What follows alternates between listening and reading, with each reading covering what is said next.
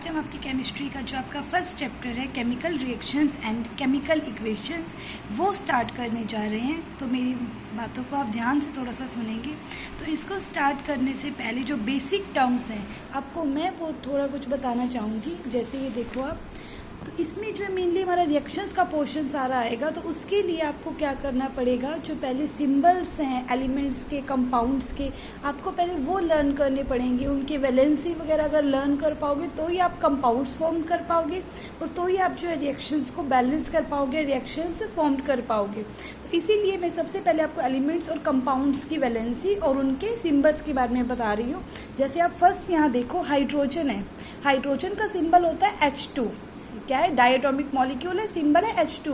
और जो हाइड्रोजन की वैलेंसी होती है वो होती है +1। ऐसे ही क्लोरीन है, क्लोरीन का सिंबल है Cl2, ये भी डायटोमिक मॉलिक्यूल है और इसकी वैलेंसी होती है -1। बैरियम, बैरियम को रिप्रेजेंट करते हैं Ba से और वैलेंसी होती है इसकी +2।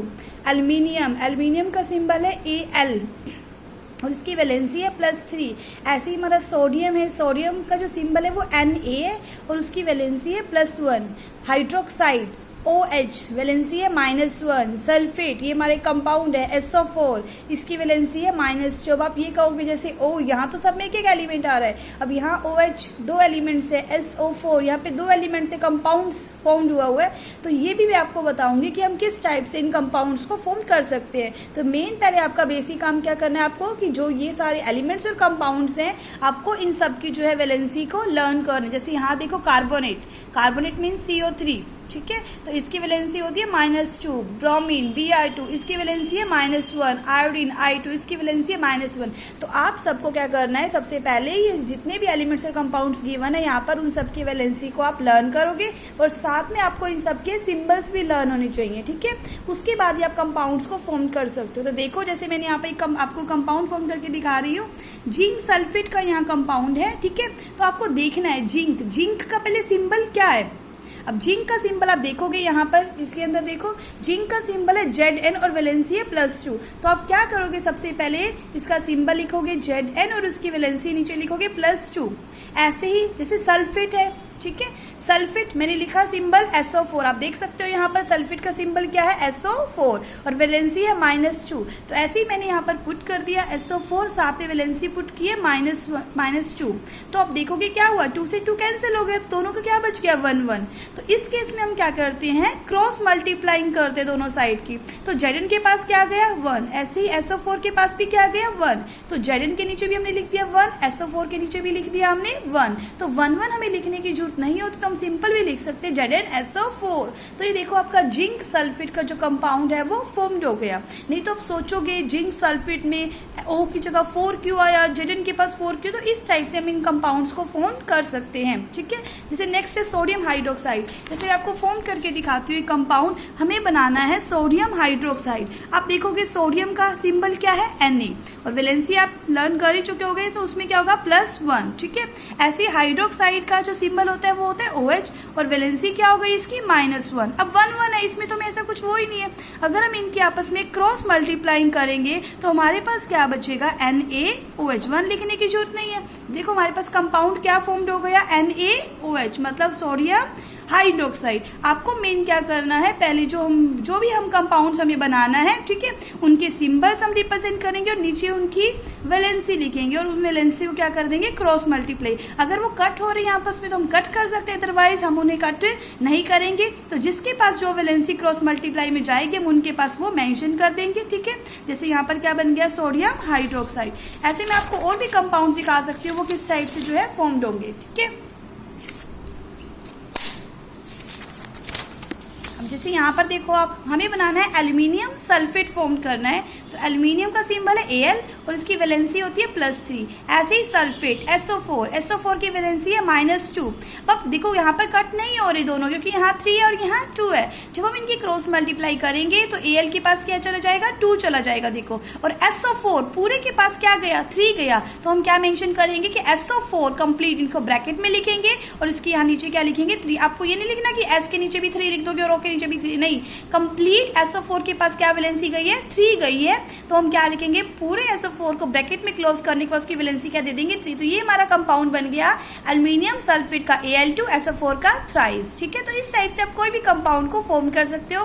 बट एक बात ध्यान रखना, जैसे इसमें क्या है आप देखोगे कि प्लस और माइनस, इसमें प्लस माइनस का कोई रोल नहीं है। प्लस माइनस सिर्फ इसीलिए है कि प्लस का मतलब क्या होता है कि इलेक्ट्रॉन्स को लूज करना, ठीक है, और माइनस का मतलब क्या होता है इलेक्ट्रॉन्स को गेन करना। तो ये मैथमेटिकल पोर्शन में प्लस माइनस नहीं है, ये सिर्फ किससे रिलेटेड है, इलेक्ट्रॉन्स को लूज करने और गेन से। तो जब भी कंपाउंड फॉर्म करेंगे वहां पर प्लस और माइनस का कोई भी हमारा जो कनेक्शन नहीं होगा। ठीक है, ऐसे ही बैरियम क्लोराइड है, बैरियम की वैलेंसी +2, क्लोरीन की -1, क्रॉस मल्टीप्लाई कर दो, Ba पे 1 गया और Cl पे क्या चला गया 2 चला गया, तो 1 लिखने की जरूरत नहीं है, तो क्या बन गया BaCl2 बैरियम क्लोराइड। नेक्स्ट देखो सोडियम सल्फेट, ऐसे ही सोडियम Na सल्फेट का है SO4, ठीक है, क्रॉस मल्टीप्लाई कर दो वैलेंसी को, तो Na पे 2 चलेगा, SO4 पे 1 है तो 1 लिखने की जरूरत नहीं, SO4 Na2SO4। तो आप इस टाइप से कितने भी कंपाउंड्स, आप कोई भी कहीं से भी आपको जो कोई भी कंपाउंड मिलता है, आपकी 9th की बुक्स में भी मिलेंगे, 10th में भी है, आप कहीं से भी देख सकते हो कोई भी कंपाउंड से, मैं आपको दूंगी भी सही आपको बनाने के लिए।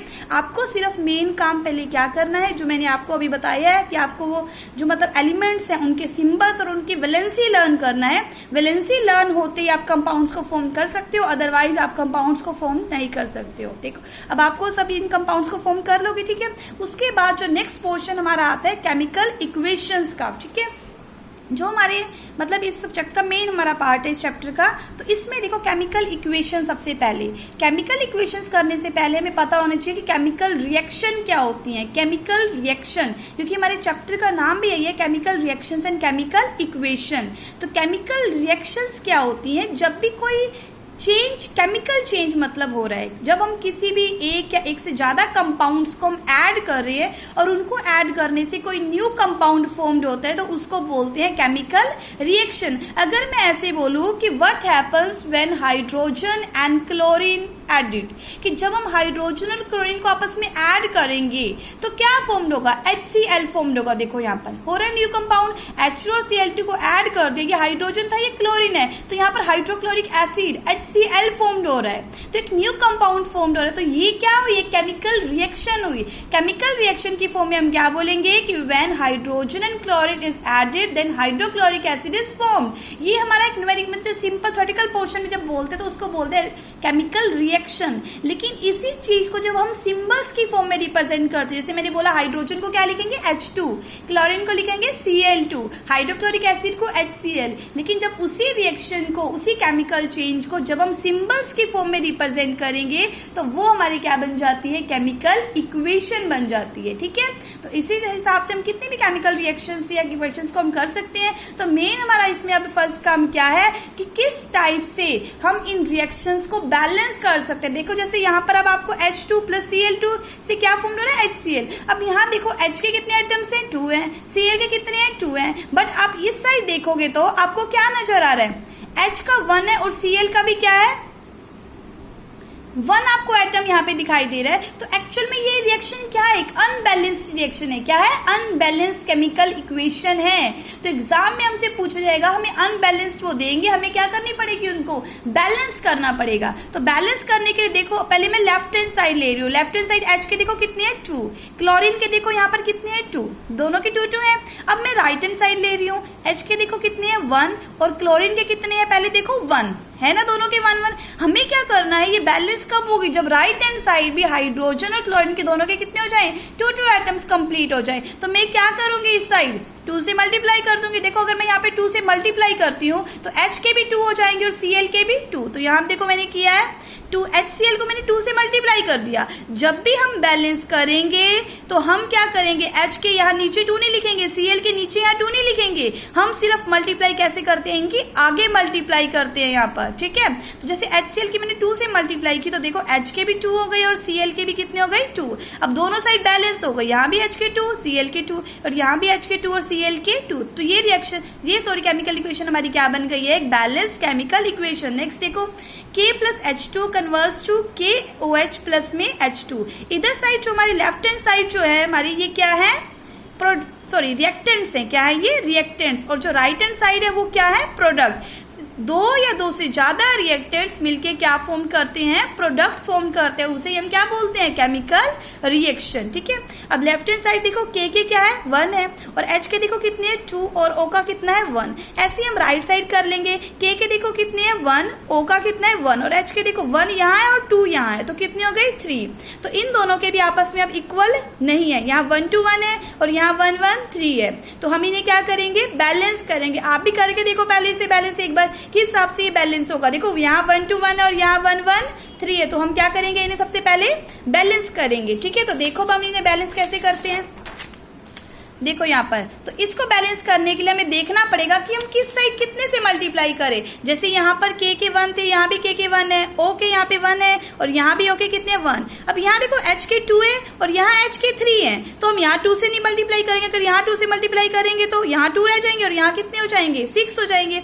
तो हम एक काम कर सकते हैं, इनको आपस में हमें रख के देखना पड़ेगा कि किस हिसाब से हम इसे बैलेंस करेंगे। तो देखो बैलेंस होने के बाद जो आई है 2k + 2h2 converse to 2KOH plus में H2। जैसे मैंने फर्स्ट वाली बैलेंस की थी वैसे आप भी इन्हें बैलेंस करके देखना। ठीक है, नेक्स्ट है Mg + HCl converse to MgCl2 + H2। ये भी एक अनबैलेंस्ड केमिकल इक्वेशन है, तो इसको भी हम बैलेंस कर रहे हैं। देखो Mg के यहाँ 1 है, H के 1 है और Cl के भी क्या है 1 है। यहाँ देखो Mg का क्या है 1, बट Cl के क्या आ गए, देखो 2 आ गए, और यहाँ लेफ्ट साइड Cl का 1 है। राइट साइड देखो H के भी 2 है और यहाँ H का क्या है 1, तो हमें क्या करना पड़ेगा, Cl और H को बैलेंस करना पड़ेगा। तो यहाँ Cl के 2 है, तो मैं अगर यहाँ पे 2 से मल्टीप्लाई कर दूं, देखो मैंने यहाँ 2 से मल्टीप्लाई कर दिया, तो Cl के कितने हो गए 2 हो गए कंप्लीट। बट एक और H के देखो 2 थे और यहाँ 2 से मल्टीप्लाई करने पर H के भी कितने हो गए, अब 2 हो गए। तो दोनों Cl और H दोनों ही बैलेंस है, अगर Mg जो है वो पहले से ही बैलेंस था, उसके 1 ही एटम थे। तो इस हिसाब से आप कितनी भी अनबैलेंस केमिकल इक्वेशंस को जो है आप बैलेंस कर सकते हो। तो मैं आपको एक होमवर्क दे रही हूँ इसी, ठीक है, जो मैंने आपको अभी करवाया उसी में से दूंगी, कुछ एक्स्ट्रा नहीं दूंगी। सबसे पहले आपको क्या करना है, मैंने आपको यहाँ पर ये 10 जो है अनबैलेंस्ड केमिकल इक्वेशंस मैंने आपको दी हैं, आपको इन्हें क्या करना है, इनको बैलेंस करना है। जैसे यहाँ पर BaCl2 + Al2SO4 का thrice converse to BaSO4 + AlCl3। First देखो Ba के कितने हैं 1 और Cl के कितने हैं 2, और यहाँ देखोगे Cl के कितने हैं 3, SO4 के कितने हैं 3 और यहाँ SO4 के पूरे का कितना है 1, Al के कितने हैं 2 और यहाँ Al का कितना है 1। ये आपको करना है कि आप किससे मल्टीप्लाई करोगे किसको, ठीक है, तो उस हिसाब से आप इन्हें बैलेंस कर पाओगे। तो ये आपका होमवर्क है, मैं इसका आपको पिक भी भेज दूंगी ग्रुप में। तो इसमें क्या करना है, आपको ये 10 की 10 इक्वेशंस आपको बैलेंस करनी है, खुद से बैलेंस करनी है, कहीं से आपको देखना नहीं है। जो मैंने आपको मेथड बताया है कि आपको लेफ्ट हैंड साइड के एलिमेंट्स से कंपाउंड्स के एटम्स को और राइट हैंड साइड के दोनों को इक्वल पुट करो, फिर देखो जैसे आप मैथ्स में भी करते हो ना, सॉल्व करते हो मल्टीप्लाई करके, उसी हिसाब से आपको इनको सॉल्व करें। तो आपका एक ये होमवर्क हो गया 10, आपको केमिकल इक्वेशंस जो है वो बैलेंस करनी है। नेक्स्ट आपका जो होमवर्क है, अभी मैंने आपको क्या बताए थे, आपको कंपाउंड्स बनाने बताए थे, आपको किस हिसाब से हम कंपाउंड्स को बना सकते हैं। देखो जैसे ये बताए थे अभी मैंने एल्यूमिनियम सल्फेट का, बेरियम क्लोराइड का, उसके लिए आपको उनके एलिमेंट्स और कंपाउंड्स के सिंबल्स और उनकी वैलेंसी लर्न होनी चाहिए, ठीक है। तो वो करने के बाद कंपाउंड्स को भी आप इजीली फॉर्म कर सकते हो। तो मैंने यहाँ पर जो 10 जो ये मैंने कंपाउंड्स दिए हैं, आप उन कंपाउंड्स को उन सिंबल्स और वैलेंसी की हेल्प से इनको फॉर्म करोगे। ये नहीं कि देख देख के, पहले आप उन वैलेंसी और सिंबल्स को लर्न करोगे, उसके बाद आप इन कंपाउंड्स को फॉर्म करोगे। जैसे कैल्शियम हाइड्रोक्साइड है, एल्यूमिनियम क्लोराइड है, potassium sulphate, nitric acid, calcium carbonate, potassium chlorate, aluminium sulphate, sulphuric acid, sodium sulphate और जिंक क्लोराइड। इस हिसाब से आप ये आपको होमवर्क रहेगा, 10 इक्वेशंस आपको करनी है बैलेंस और 10 आपको कंपाउंड्स फॉर्म करने। पहले आप ये करो, आपको फिर जो है नेक्स्ट होमवर्क आपको दिया जाएगा, ठीक है। थैंक यू, अपना होमवर्क अपना करते रहना, थैंक यू।